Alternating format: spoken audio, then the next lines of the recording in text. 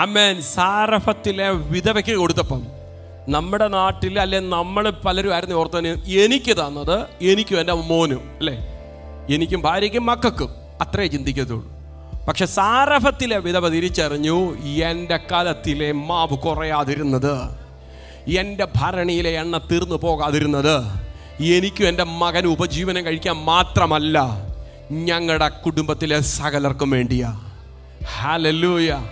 രക്ഷിക്കപ്പെട്ട ദൈവ പൈതലേ, ദൈവകൃപയിൽ നിൽക്കുന്ന ദൈവ പൈതലേ, ഒരു ഉത്തരവാദിത്വം ദൈവം നമ്മുടെ മേൽ ഏൽപ്പിച്ചിരിക്കുക. ഈ രക്ഷയുടെ സന്തോഷം നാം മാത്രം അനുഭവിക്കാനല്ല, നമ്മുടെ ചർച്ചക്കാരിൽപ്പെട്ട സകലരും ഈ രക്ഷ അനുഭവിക്കണം.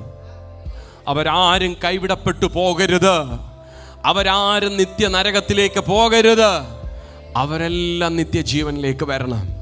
അതിന് പ്രവാചകനുമായി ബന്ധമുള്ളത് സാർഫത്തിലെ വിധവയ്ക്ക് മാത്രമാണ്. പക്ഷെ അവൾ മൂലം അവളുടെ കുടുംബക്കാരെല്ലാം വിടുവിക്കപ്പെട്ടു.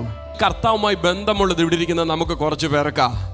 എന്നാൽ ഒരു ബന്ധവുമില്ലാതിരിക്കുന്ന നമ്മുടെ ചർച്ചക്കാരുണ്ട്, നമ്മുടെ സ്നേഹിതരുണ്ട്. അവർ വിടുവിക്കപ്പെടണം. അവർ വിടുവിക്കപ്പെടുവാൻ നമ്മൾ അവർക്ക് വേണ്ടി പ്രാർത്ഥിക്കണം.